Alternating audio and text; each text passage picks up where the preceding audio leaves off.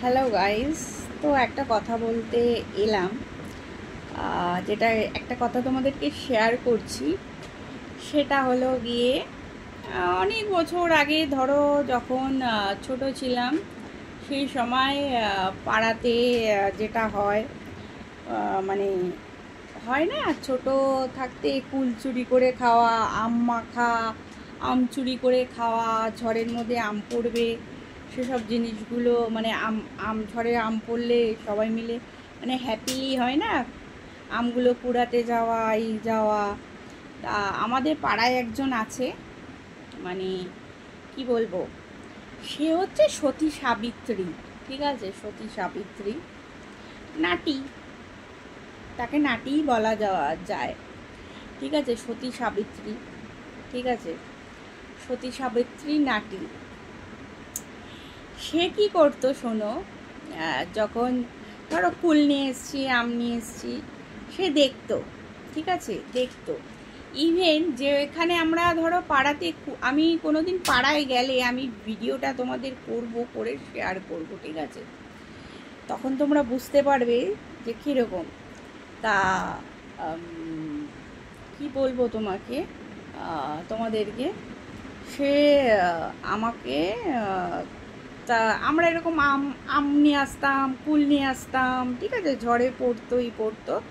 Even কি করতো বলো তো, যেসব বাড়িতে নিতে যেতাম তারা আমাদেরকে বলতো কি, মানে পাড়ার লোক তো, আশেপাশে পাড়ার লোক যেটা হয়, পাড়ায় এর একদম গায়ে গায়ে বাড়ি লাগানো, ঠিক আছে, হয়তো সকালবেলা হলে ওনার স্বামীর হয়তো বিজনেস আছে, কোনো দোকান আছে, সেই দোকান থেকে আমার বাবা হয়তো কি জামার প্রোডাক্ট কিনছে বা কোনো খাবার দাবারের প্রোডাক্ট কিনছে, ঠিক আছে।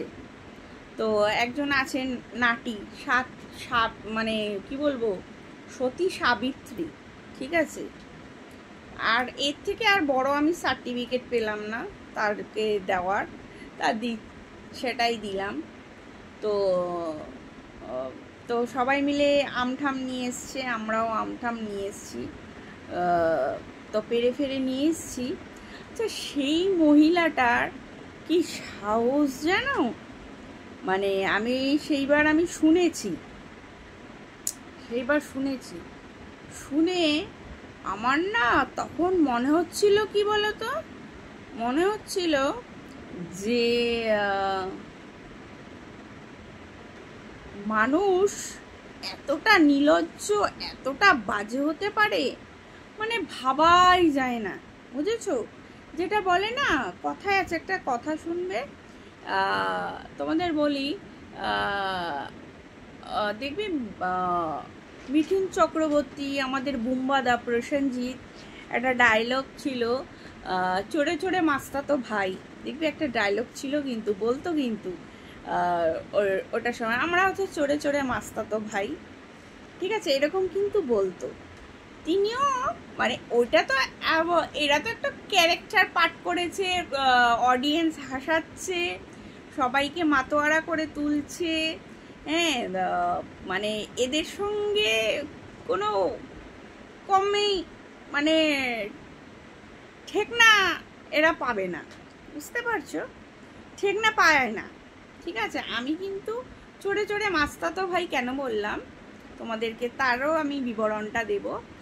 যখন তাদের বাড়িতে জন্মদিন হতো, ঠিক আছে, জন্মদিন হতো, হতো, তারা কিন্তু একদিকে চোর বলে যাচ্ছে, একদিকে আমাকে ইনভিটেশন দিয়ে যাচ্ছে, বুঝেছো, ইনভাইট করে যাচ্ছে। এবার তাদের বাড়িতে না গেলে, মানে ইনভিটেশনে ধরো আমি যাব না, আমার বাবা কিন্তু বারণ করে দিয়েছে, ঠিক আছে, আমার বাবা একদম বারণ করে দিয়েছে, তুমি কিন্তু একদম ওদের জন্মদিনেও যাবে না, ওদের সাথে কথাও বলবে না, ওদের বাচ্চা মানে মেয়ের সাথেও না, কারোর সাথে কথা বলবে না, ওদের বাড়ির কারোর সাথে একদম তুমি কিন্তু কথা বলবে না, বুঝতে পারছো। এই ভিডিওটা আমি ছাড়লে তারা জানতেও পারবে, আর সবাই ভালো করে আর কি জানতে পারবে ব্যাপারটা। তা আমাকে বলতো কি চোর, ঠিক আছে, আমি যেহেতু ধরো আম কুল গেলে ওরা দিয়ে দিত, তাই আমাকে বলতো কি বলো তো, চোর, চড়ে চড়ে মাস্তাতো ভাই। আমার বাবা এই ব্যাপারটা শুনেছে, ঠিক আছে, আমাদেরই ফ্ল্যাটের পাশেই তাদের ঘর, আমি এটাও বলে দিচ্ছি, আমার বাবা কিন্তু শুনেছে এই কথাটা।